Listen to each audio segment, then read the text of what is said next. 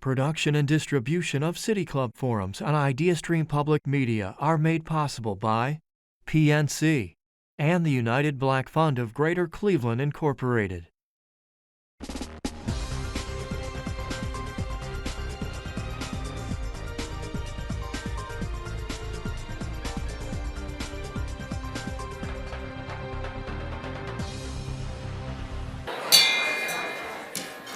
Good afternoon, and welcome to the City Club of Cleveland, where we are devoted to conversations of consequence that help democracy thrive. It's Friday, February 2nd. My name is Dan Malthrop. I'm the Chief Executive here. Thank you all for joining us today.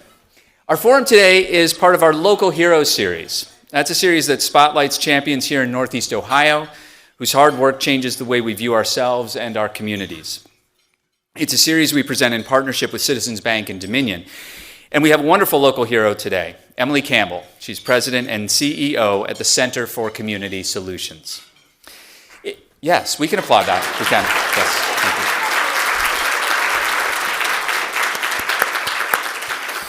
Thank you. If heroes are known for their superpowers, we should know Emily Campbell by her command of data, the way she and her colleagues assemble that data in the form of tables, charts, and reports that ultimately shape public policy and then our lives. And today, no doubt, we will see some of those superpowers in action. In addition to those superpowers, Emily brings a wealth of institutional knowledge to her role as chief executive, which she took on just this year. She spent 16 years at Community Solutions, with a year of that as the organization's chief operating officer. Her appointment is also part of a larger trend in Greater Cleveland, a wave of new, younger leadership in executive roles. She succeeds John Corlett, who spent over 40 years in the sector, the last 10 as president and CEO of the Center for Community Solutions. For those not familiar with the Center for Community Solutions, it was established in 1913 to coordinate efforts by area charities. It's grown over the last century into one of Ohio's oldest, most respected, and most important research and advocacy organizations, focusing its work on health and human services. Ms. Campbell previously worked for U.S. Congressman. She's consulted with numerous nonprofit organizations, foundations, government agencies to provide data and public policy decision support. Her work on poverty has appeared in every major newspaper in Ohio. She's been interviewed by a wide variety of media outlets, including The Economist, The New York Times, ESPN, MSNBC, and NPR, to name just a few. In the second half of our program will be our Q&A, and if you have a question for our speaker, you can text that question to 330-541-5794. The number again is 330-541-5794, and our team will work it into the second half of the program. Members and friends of the City Club of Cleveland, please join me in welcoming local hero, Emily Campbell.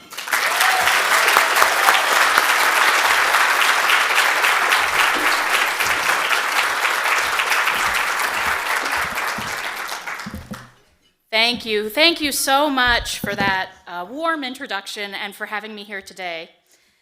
You know, I've seen many forums at the City Club, both here and at the former location. And so it is great to be on this stage, but things look a little different from up here than they do from down there. A change in perspective is a familiar feeling for me these days. As Dan mentioned, I've been with the Center for Community Solutions for a long time doing this work, but now that I'm tasked with leading this venerable institution into its next chapter, things look a little different. You know, fresh eyes see nothing but possibilities, but those with experience can see how far we've come, and I hope to bring both of those perspectives to this new role. And it is new. As Dan mentioned, I'm in the early days as president and CEO of the Center for Community Solutions. I'm counting in weeks, not yet months. Today marks 9 weeks since I stepped into the role. And today's Groundhog's Day. As I was preparing my remarks, I kept coming back to this idea that we'd rely on a small rodent to predict our future. If you didn't see the news, Punxsutawney Phil did not see his shadow this morning. So he's forecasted an early spring, and we could always use it here in Cleveland. Whether or not the groundhog sees his shadow is about where he's standing now and what's behind him. And in Cleveland, our past sometimes casts a very long shadow. Historically, the groundhog is a pessimist, much more likely to get scared and to predict 6 more weeks of winter. But more often than not, it's wrong. In the same way, our past challenges and even the struggles of today don't have to preordain our region's prosperity in the future.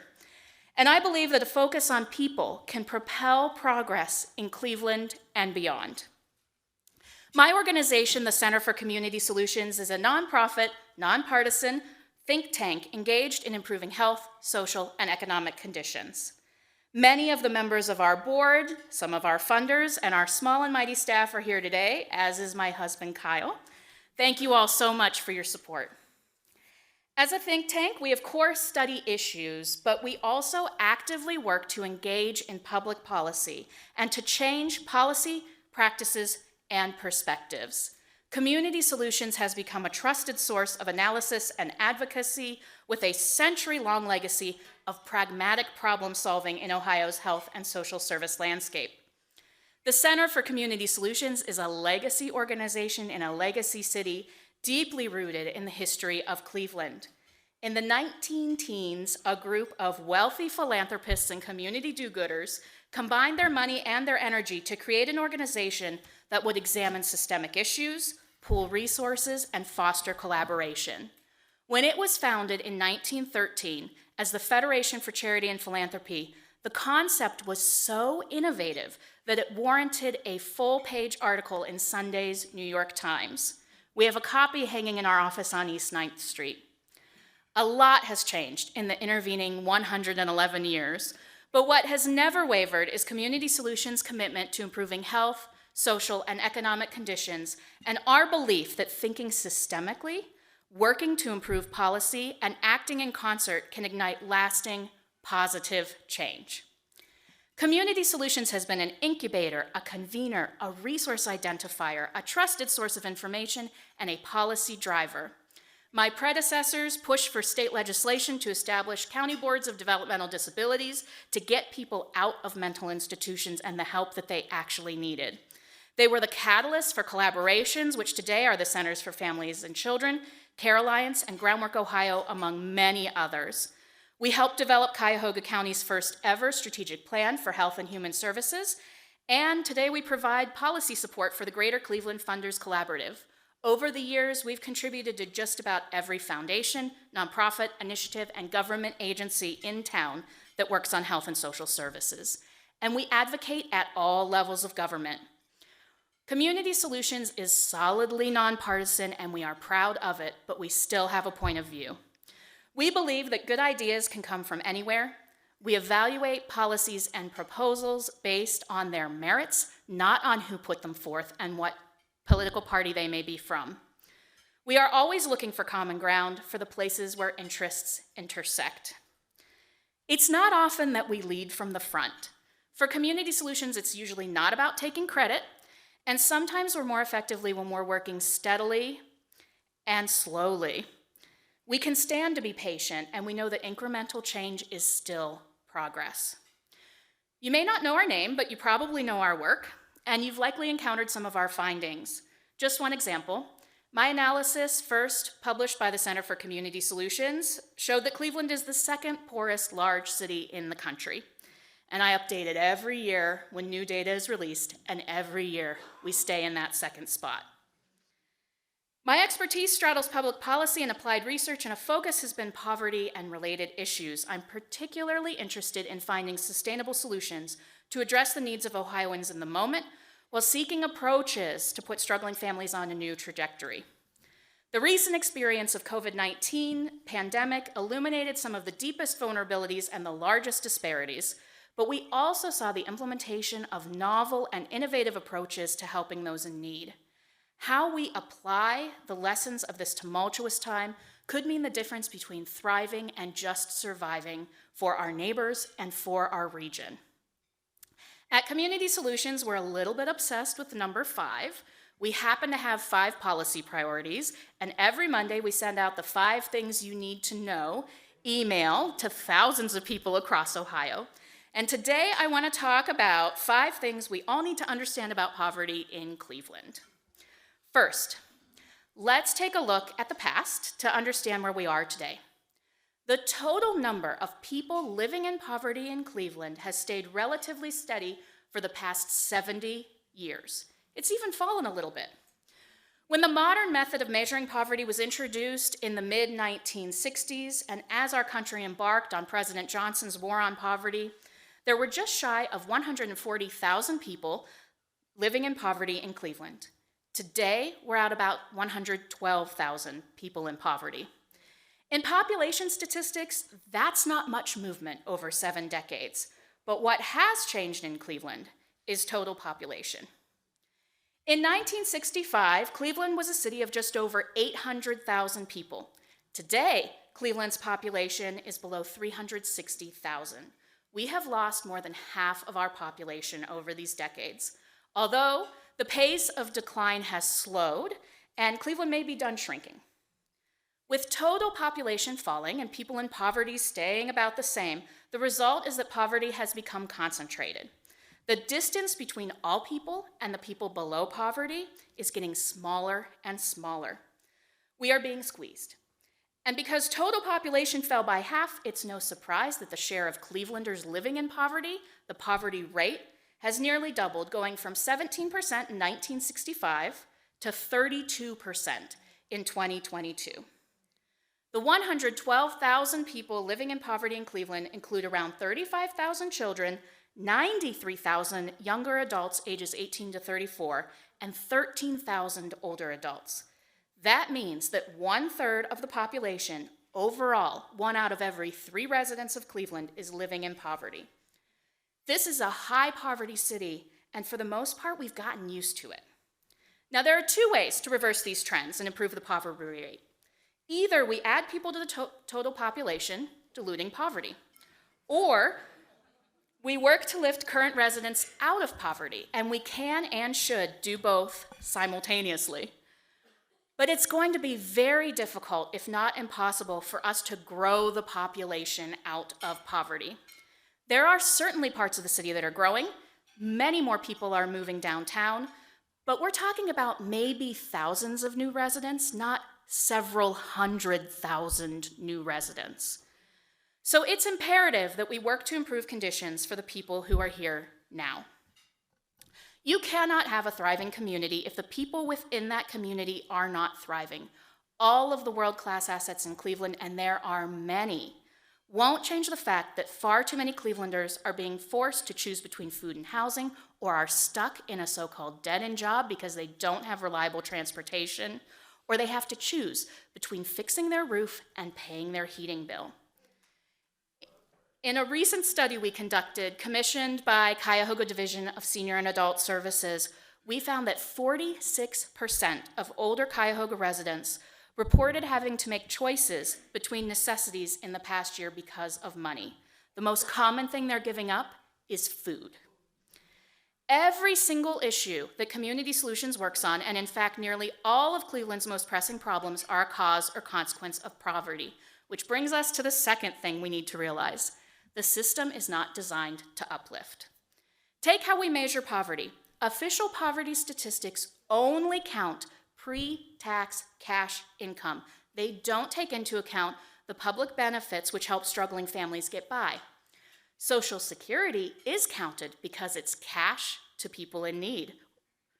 That's why older adults consistently have the lowest poverty rates of any age group. The things that help families and children get by, SNAP, Medicaid, housing vouchers, they don't count in these statistics.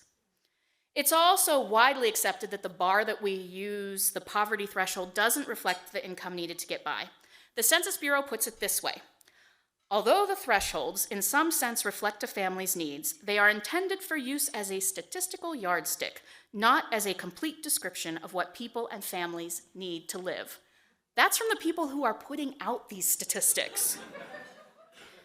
In fact, MIT's living wage calculator puts the income needed to sustain a family of an adult and 2 children in our region upwards at $80,000 per year. That's if they're paying for everything by themselves, including the full cost of full-time childcare for their 2 children. In contrast, the federal poverty level that is used to calculate eligibility for a wide variety of programs is just $25,820 for a family of 3 in 2024. Eligibility for programs is set so low that people earn too much to qualify well before they're able to afford their basic needs, and there are points on the path from poverty to self-sufficiency where earning just $1 more means the loss of a public benefit worth hundreds of dollars to a family. It causes a benefit cliff, and it creates a disincentive to work. There are design flaws in the programs, and they are not an accident, but there are many policy solutions that we can use to improve programs. Community Solutions will continue to advocate to strengthen the Health and Human Services safety net so that the people most in need and the people who qualify for benefits are able to access them, and so that those programs do what we want them to do. Poverty costs us all in lost tax revenue, reduced resources for infrastructure investments, increased healthcare costs, and much more. Closing gaps and reducing disparities is another way to propel economic progress in a high-poverty city. Health Policy Institute of Ohio released a report last year calculating that if we just eliminated racial disparities, Ohio stands to gain $79 billion each year in economic output by 2050. A few years ago, the Federal Reserve Bank of Cleveland found that the racial income gap, the gap between what people of color earn and what white workers earn, is the primary driver between the wealth gap, and that it is large enough to explain the persistent difference in wealth accumulation between Black residents and white residents. And so we move to the third thing we need to acknowledge. Cleveland has a lot of gaps to close. The county or regional level statistics mask an enormous amount of variety within communities. Women, people with disabilities, and children are overrepresented in the population living in poverty. And non-Hispanic white residents of Cleveland are about half as likely to live in poverty as their neighbors who are people of color. It's not this way everywhere. According to a 2021 Brookings report, Black residents are extremely segregated from the rest of the population in 4 cities: Detroit, Baltimore, Atlanta, and Cleveland. The legacy of redlining and historic disinvestment stays with us, and these overtly racist policies are still casting a long shadow. When you look at the legacy of redlining and at the historic redlining maps from the Homeowners Loan Corporation, the areas that are classified as hazardous or declining in the 1930s and 40s, those areas that were designated that way, in part because people of color were living there, those parts of our community are concentrated on the east side of Cleveland. It almost looks like a C. And unfortunately, when we map negative health and economic conditions today, we see the same geographic patterns. The maps look eerily, strikingly similar. Whether it's parts of the city that still aren't connected with broadband, places where unemployment is high, where people are living with diabetes, where they report poor mental health, poor physical health, where poverty is concentrated, the list goes on and on and on. The maps look the same. It doesn't have to be this way. Other cities have been able to move on from these patterns. Compared to the rest of the country's 100 largest metro areas, Cleveland ranks 98th in racial inclusion, with massive gaps in earnings, poverty, and employment, according to Brookings. This is unusual among large US cities, and it is unacceptable. We see the civic sector working tirelessly to reverse these trends and move on from this legacy of racism, discrimination, and disinvestment, but we need to accelerate progress, and we need to be doing lots of things simultaneously, focused on both place-based and people-based strategies. Which brings me to the fourth thing that we need to understand. Cleveland is a generous and resource-rich community. I wasn't surprised by the recent report that Clevelanders are the best tippers in the country, because we donate, we contribute, and we support community initiatives, and we've been doing it for a century. My organization was founded by people putting their own personal resources to work for the community. We are blessed with a large and vibrant philanthropic community that is the envy of cities across the country, and these resources are deployed to change communities' trajectories. We also vote to make investments to address poverty. Cuyahoga County has a Health and Human Service levy on the primary ballot on March 19th. Issue 26, if passed, will collect $137 million annually in local flexible dollars, which can be used to meet needs, fill gaps, and implement innovative solutions. It's a renewal, not a tax increase. I'll be voting for it, and I hope you do too.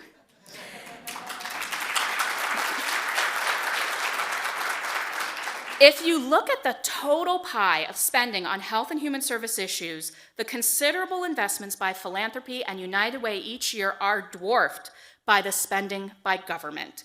In fact, 75% of that total pie in Cuyahoga County every year comes from public sources. These include state and federal spending allocated by the state of Ohio and local dollars generated by property tax levies. And this doesn't even count resources flowing directly to families. Take hunger assistance.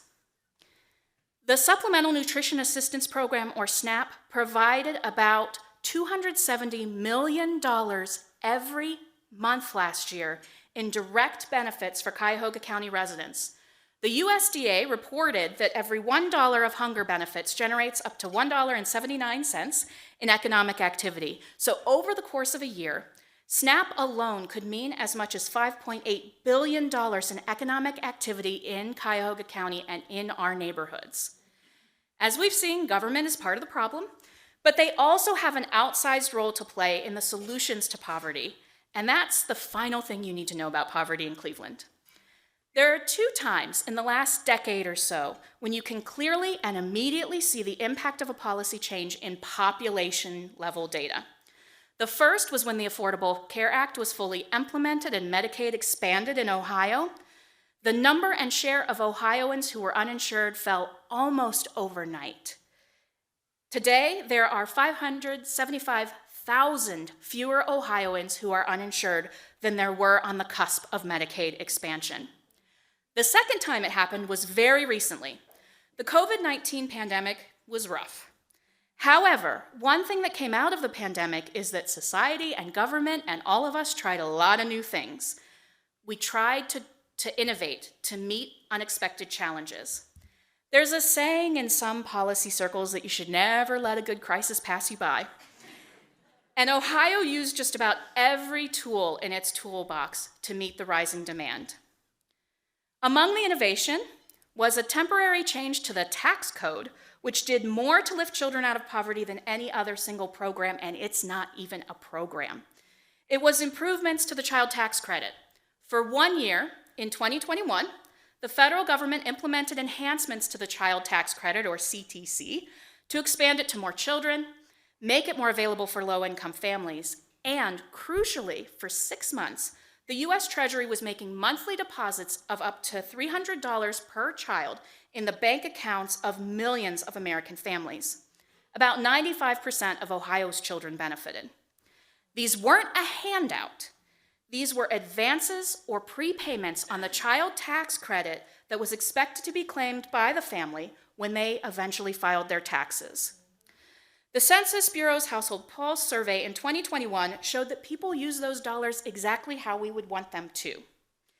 Among those who spent most of their child tax credit prepayment in August 2021, 77% bought food, 61% bought clothing, and 41% paid for utilities. Now, clothing was particularly high that month, and what happens in August in Ohio? Back to school. People were using the money for their immediate needs, and they were also using it to pay for education, to pay down debt, and to save for the future. National studies showed that families who received the child tax credit prepayments did not reduce their employment, they kept working. This means that the extra resources were enough to cover some expenses, pay down debt, or save for education, but not enough to convince working parents to stay home. This is the only direct anti-poverty program for families that wasn't tied at all to what the parents were doing. No work requirements, no compliance or redeterminations, no limitations on the use of funds, and that meant the child tax credit was very inexpensive to administer. And you know what happened? This. Child poverty in the United States was effectively cut in half, but it didn't last. When Congress allowed these child tax credit enhancements to expire and other pandemic assistance ended, child poverty went right back to where it was. When it ended, 18 million children were no longer eligible for the full child tax credit because their family's income was too low. According to the Center on Budget and Policy Priorities, 90% of children in poverty are in families which cannot claim the full credit today. There's a more modest proposal in front of Congress that has bipartisan support to bring back some of the child tax credit enhancements, and Community Solutions will be talking to state policymakers to see if Ohio can do what 15 states have already done, which is enact a state child tax credit in addition to the federal tax credit. And we're gonna see if we can improve Ohio's earned income tax credit to reach more very low income families. So what does this all mean? At its core, poverty is about a lack of resources. It's about money. It's about people and families not having the money to afford the basics.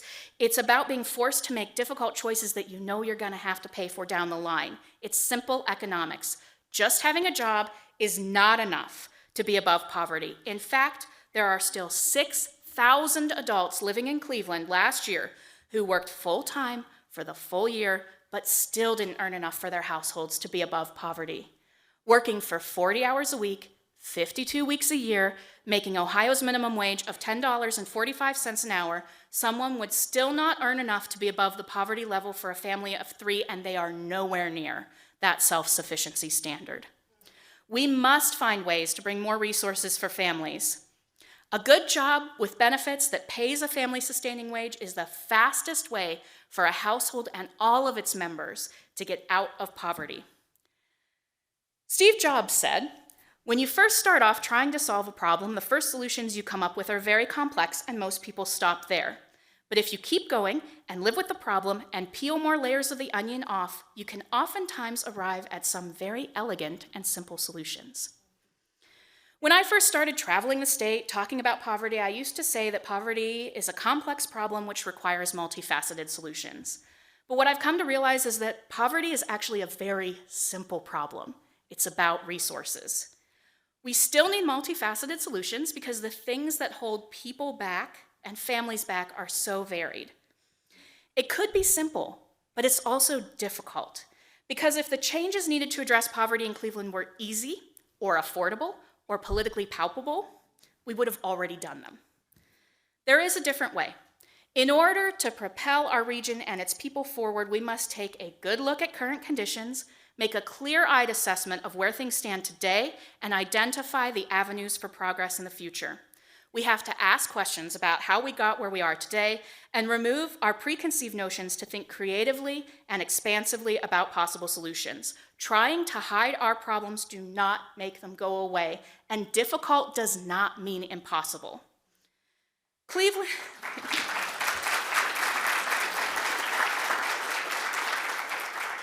needs to continue to try things, to innovate, to do more of what works, and to stop doing what doesn't. Community Solutions looks at the data, and we use analysis to identify the barriers that are holding us back. We can do anything, but we don't have the money, the time, the energy, or the will to do everything. We are looking at where public policy just isn't working to find the levers that can be used to propel positive change in policy, practices, and perspectives. I ask each of you to do the same. So when, like the groundhog, we stop being afraid of what's behind us, and we don't allow the shadows of the past to determine our future, we can ignite growth, and I promise spring will come. Thank you.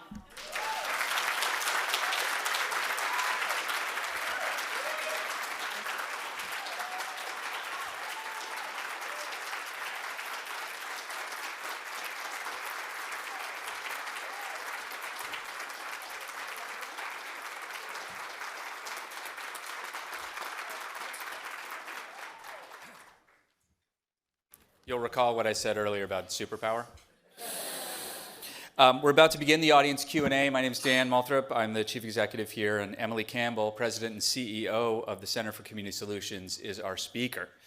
We welcome questions from everyone, City Club members, guests, students, and those of you joining us via our live stream or our live radio broadcast on 89.7 WKSU.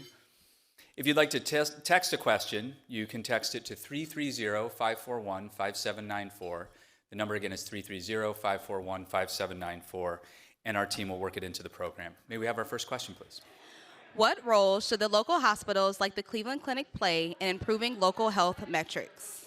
So, the Center for Community Solutions has had the opportunity to work with a number of health systems around the state on their community health needs assessments to try and figure out what are those things that can improve the social determinants of health, and what are the things that can work outside the hospital walls in order to improve the health and well-being of communities. Because about 80%, I think the statistic is, of our health is determined outside the healthcare system.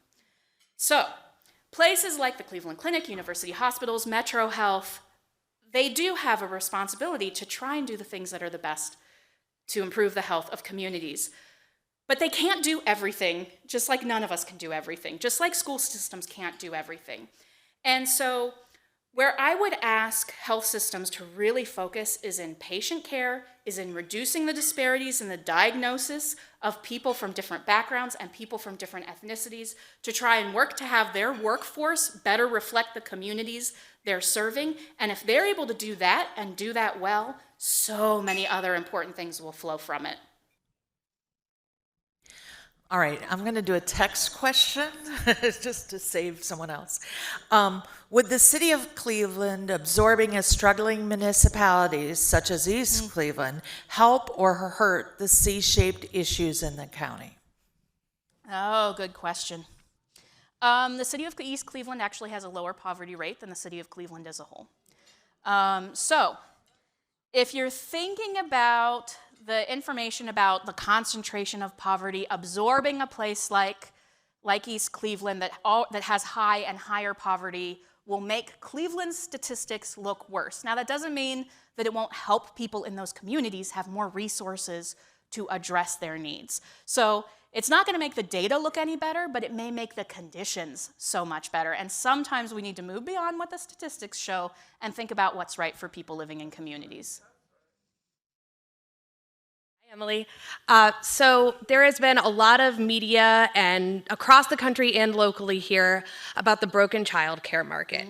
And so I'm curious what you think some palatable policy solutions might be for the state of Ohio or here locally to solving the child care crisis.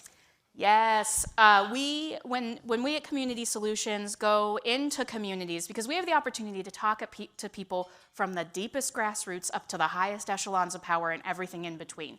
And when we go into communities and we ask people what are their biggest stressors, we hear childcare and we hear mental health. And for working moms, me being one of them, childcare and mental health go right together. It's stressful. It's stressful to navigate. There aren't good options, and in some ways, people with children, their career prospects can be constrained by the childcare they're able to find, they're able to afford the hours of that childcare, and some of these other problems. Now, we know that childcare, high-quality early care and education programs are one of the most effective long-term ways to break cycles of generational poverty. They have an incredible return on investment. The problem is that we have to wait to be able to see that return on investment. We have to wait until the children, the young children of today, become the adults of tomorrow, enter our workforce, have their own families, have their own jobs before we get to see that return on investment. But it doesn't mean that we shouldn't do it. But your question was about palatable solutions to childcare issues. There are a lot of things that government can do. We do have a publicly funded childcare system in Ohio. It actually is one of the programs that creates the largest benefit cliff for people when it ends, because it ends before you can afford childcare. There is sometimes a mismatch between where those subsidized childcare slots are available and where people are living and working. And so that causes some dissonance in the system. It just isn't working the way that we want it to work. So certainly strengthening the public child care system is an important thing to do. And notably, quite a bit of the money for the publicly funded child care system comes from the federal government. So it's coming through our state into our communities. It's not money we have to generate here. There's a lot that employers can do to try and have some interesting partnerships to help people kind of navigate some of these, and also things that employers can do to make it a little less stressful on parents and families. You know, you got to pick up your kid by a certain time. You have to stop emailing and get in the car to do that. And having flexible jobs that understand that is really important. And there's also a workforce shortage, as you well know, in the child care system.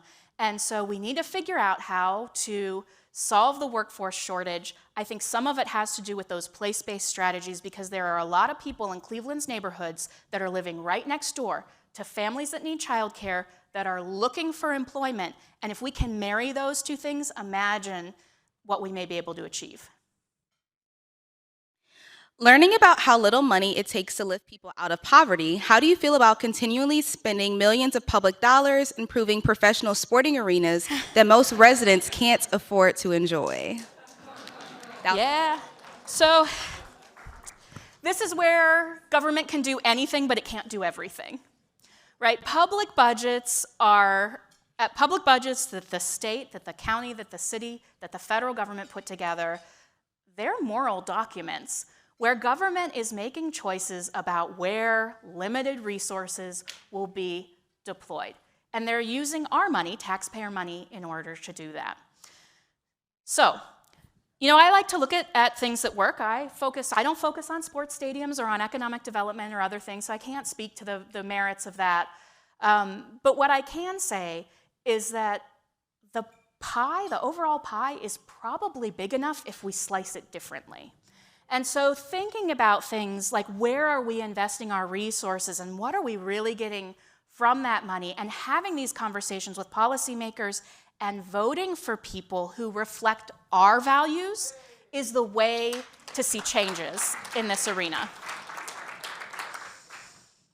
The history and legacy of redlining in Cleveland is tragic. Are there any, and the policies, general policies, of course, help everyone across Cleveland. I mean, the child care tax credit helps everyone. But are there any particular policies that can target and give solutions so that map no longer looks like that anymore in Cleveland? Mm-hmm. I would say that we need both place-based strategies and people-based strategies. So there is an element in those neighborhoods of Cleveland that is about the physical environment, that is about how it looks, how it feels to live there, the levels of crime. They're very place-based. One of the problems that we've had in Cleveland is the goal is to move out. You move up, you move out.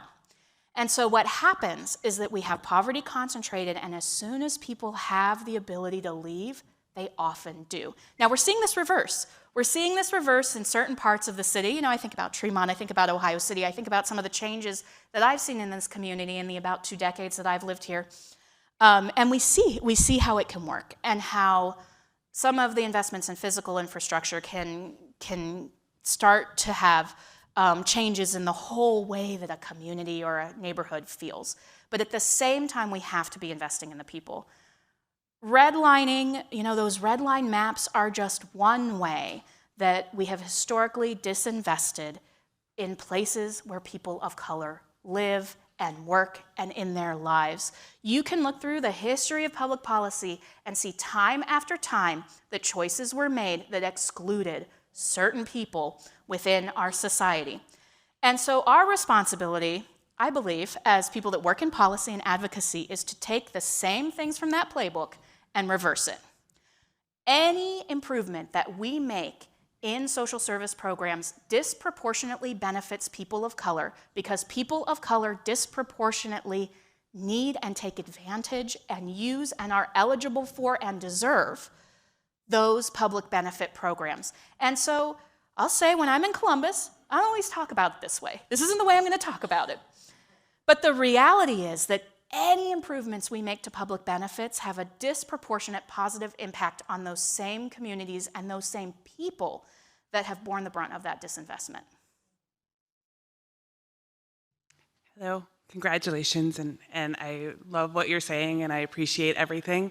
I work for the Hebrew Free Loan Association, and we provide interest-free loans to those who would not otherwise have access to traditional capital.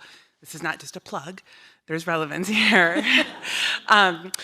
one of the things that we saw, our lending went down 50% during the pandemic because, as you outlined, people were getting the money that they need and they know how to use it, and they did what they had to do. However, apparently the pandemic was over on May 11th, 2023. So hooray for us. I just had COVID 2 weeks ago. Kind of like the groundhog, right? Right. But what we're seeing now in 2023 and 2024 is a huge increase in our lending because people are coming to us for debt consolidation loans. Because even though they were getting support, they were still taking on high interest debt to get themselves through the income loss they experienced during the pandemic. Part of what we do is we provide access to capital that they can't get through traditional financial sources and institutions. How does your advocacy engage the private sector to help make some of those changes, because the public benefits that you outlined can't do it all? Right, the public benefits can't do it all. Yeah, that's where the sort of third P in my little triptych of Ps, the changing perspectives comes into play. Because for the Center for Community Solutions, we're directly advocating with policymakers, and we're directly working with service providers and with government agencies. We're not really working with the private sector, with the exception of the nonprofit sector, in that way. And so, it's our responsibility to try and put the information out there, and we look to all of you to figure out how to use it in your own work and to figure out how to illuminate important things about communities. But, the pieces of how you cobble things together, especially when we're thinking about housing affordability and affordable housing, it's public, it's private, it's personal, it's all these things put together. It's tax credits, it's direct benefits, it's subsidies, it's tax deductions. And so, it's a very complex system, and a lot of things have to be built together and done right in order for housing to be something that's stable for folks and affordable for folks. And I think we're still learning some of the lessons of the Great Recession. This idea that your house will automatically be a driver of your future wealth, it's been shown to not be true at all. And I don't think we've quite figured out yet what that really means. I mean, we're seeing an increase in younger people who are renting for longer. Some of that likely has to do with choice. Some of it has to do with they don't want to have that responsibility. They watched their families and their loved ones and their friends' parents lose their homes, and they don't want to be in the same situation, and they don't feel like they know that in 10 years they'll still have a stable job. And so all that to say that these are like large economic forces that we could have a whole conference, and I'm sure there's many, to talk about how to do it. But in order to really have sustainable solutions, we need to try and get all those pieces of the puzzle working in concert. Good afternoon, Emily. Dan alluded to the changes in leadership and various organizations, and that includes like city councils and county councils and state legislatures. And you have a mix of viewpoints. Some people are new to those organizations, maybe because of term limits or whatever, and they just want to come in and make changes quickly, or maybe they're a new elected official. Then you might have others who have been there for decades and have seen the historical things up close and might be reluctant to simple or quick changes. So I'm wondering, to the advocates in the room and who are watching, how would you engage with the diversity of viewpoints represented in positions of power that can impact these policies? Yeah, that's a great question. One of the things that I've sort of noticed as I look across the community at some of the people that have stepped into leadership is that a lot of them are like me, where they've been doing this work for a long time. It just wasn't at the very front, right?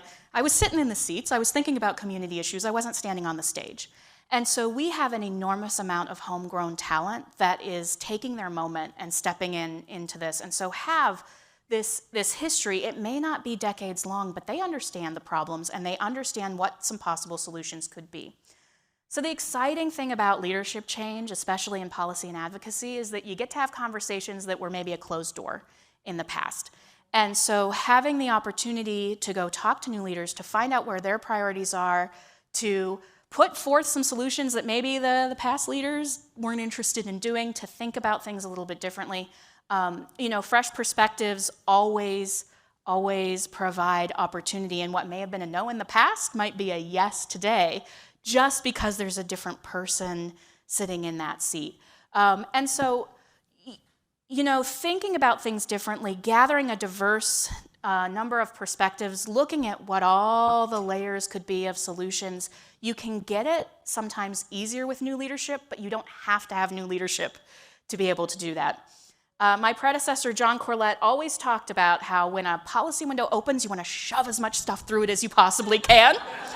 And being an organization that's been doing this work for over a century, like we see windows open and close, and we wait patiently for the window to open, and we're ready to shove as much through as we can. The corollary to that, though, is that when a policy window is closed, we have enough problems and there are enough issues that maybe we don't want to be the bird smashing up against the window. Let's go find another way in, or an open door, or a different window, or fly in through the chimney. And I think that's what new leadership gives us the opportunity to do. Hi. As we're seeing a lot of federal investment into things like infrastructure or the Inflation Reduction Act, CHIPS and Science Act, how do you see things like the increase in domestic manufacturing or things like the energy transition helping uplift communities specifically in this region? Yeah, so those things can certainly uplift communities, but it's like tangential benefits, not direct benefits. So, government and policymakers have not really loved to make investments directly in people. I think there's a trust issue there, and it's a trust issue that goes back, centuries from the founding of our country. It's sort of like in some of our founding documents, this idea that you pull yourself up from the bootstraps and you do it by yourself.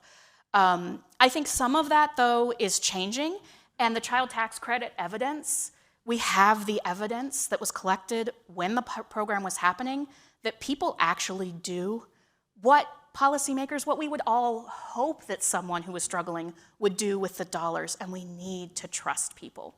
And so, some of these large investments in infrastructure, I'm not saying they're not needed. We need all of it, but we need other things too. We need to be investing in things like lead-free homes and education and high-quality childcare and work supports and some of these other things so that we have the workforce that's ready to take advantage of those opportunities when they come to our community. And that's all health and human services. So from where I'm standing, the prosperity of a region and the success of a community are built on the people, and we need to look after those people.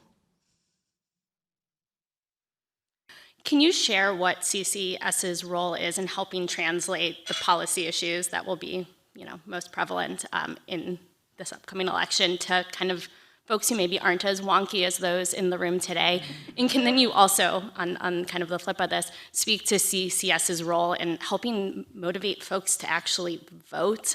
We know the voter turnout rate, especially in Cleveland, is pretty abysmal, and often it's knowledge is power and helps get people to the polls. So, yeah, I'm so glad you asked that question, and we actually have two different avenues that we're working on at Community Solutions. So we're a nonprofit. We are a nonpartisan organization. We don't get involved in telling people who to vote for, but we do get involved in telling people to vote.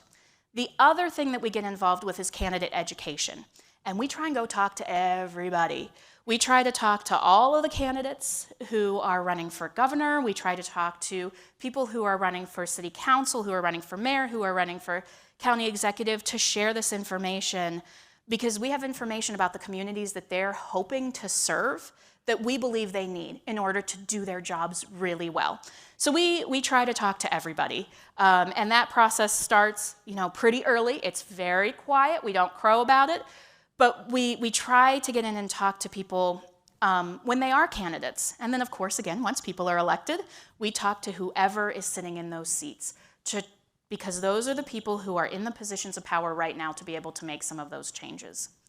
The flip side of it is activating communities. And this is an area where I'm really excited by some of the things that you'll see coming from Community Solutions over the course of the next year or the next few years. Thanks to the work of my colleague Zulma Zabala, we are going to be launching a neighborhood program, a policy ambassadors program, to try and translate this information, this wonky information, and get it into the hands of people in neighborhoods and in these communities whose lives are impacted every day by some of these issues, so that they can help us connect with other neighbors. Because being a think tank, we can be wonky, we can be ivory tower, we sometimes can lose our connection to community. And it's something that we really need in order to know what the issues are with policy, what are the things that aren't working, and what are the things that we would be able to do to help them work better. Emily, you talked about how Cleveland consistently is one of the poorest communities in the country, one of the most segregated communities in the country. But I'm trying to understand what Cleveland has done badly or other cities have done well, because redlining is not limited to Cleveland. The benefit programs and the cliffs that you've discussed are not limited to Cleveland. Are there specific things that you see that Cleveland has done badly, even relative to other cities in the state that are governed by the same state policies? Are there things that Cleveland has done particularly badly, or that cities across the country have done better in light of the problems you've mentioned? Sure, that's a great question. One thing we can't change about Cleveland is the weather. And when we look at the growing cities and the growing metropolitan regions across the country, they tend to be places where the weather's better. They tend to be warmer.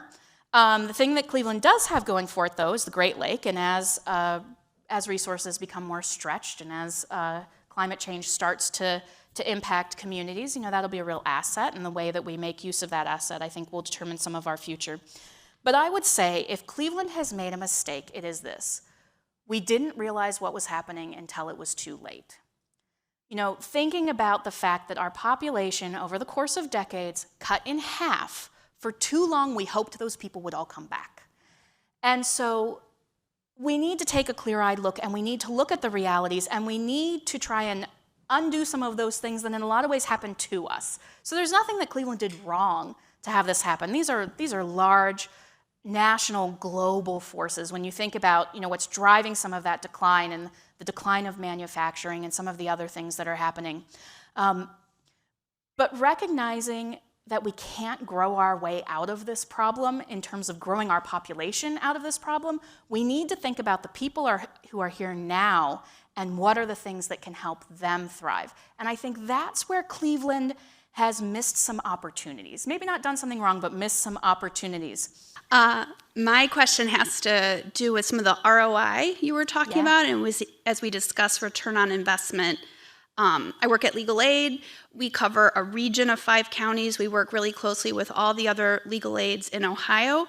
And as we work on issues perhaps of policy and problems that are uniquely at a municipal level, where change has to happen through city council, city administration, but then the return on investment is at the county or the state level. So for long-term sustainability, it's hard then to convince city leaders when they're not seeing that in the pocketbook of the city. So how do we break down those silos and create that collaboration between the levels of government, like we've been able to do pretty easily with nonprofits? Yeah, you're pointing to a problem that is something that happens across levels of government, and partly because the elected officials of today aren't going to be around in office to be able to take credit for the good things that they activated. They're planting seeds for a tree that they're not going to see. That's tough when you have to put your name on a ballot every couple of years, or when you need to ask people to support you and to vote for you. And so, when I think about legal aid, we had the opportunity to work with Legal Aid of Cleveland a couple years ago and take a look at the long-term impacts and the tail of the work that you all do. And one of the most impactful findings for me is that even decades later, the legal assistance that people received, they said it changed their lives. And they saw improvements in areas that were completely unrelated to the legal problem that they had. And it sort of shows how just one little improvement can have all these other good things blossom, if we're using that spring metaphor. But yeah, it's hard, it's difficult. Thanks. Well done. Thank you. I left all my stuff.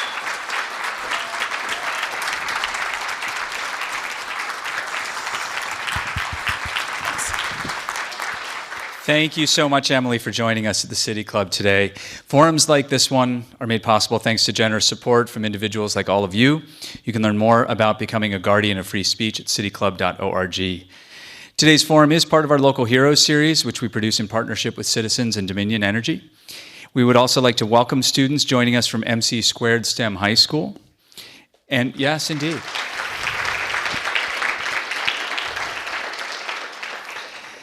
And we'd like to welcome guests at tables hosted by Citizens Bank, the Center for Community Solutions, the George Gund Foundation, the Legal Aid Society of Cleveland, and the Literacy Cooperative. Thank you all so much for being a part of our forum today.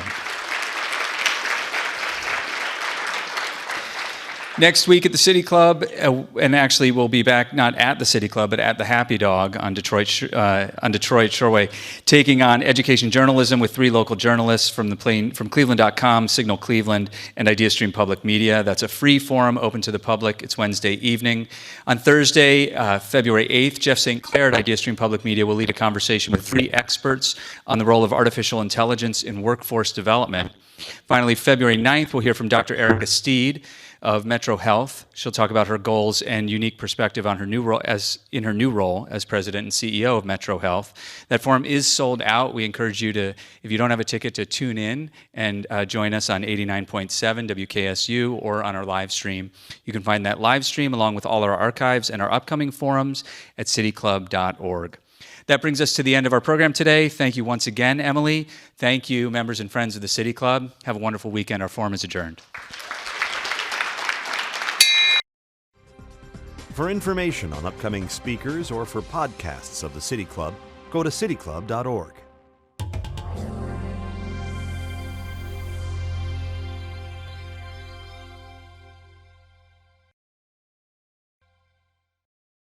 Production and distribution of City Club forums on IdeaStream Public Media are made possible by PNC and the United Black Fund of Greater Cleveland, Incorporated.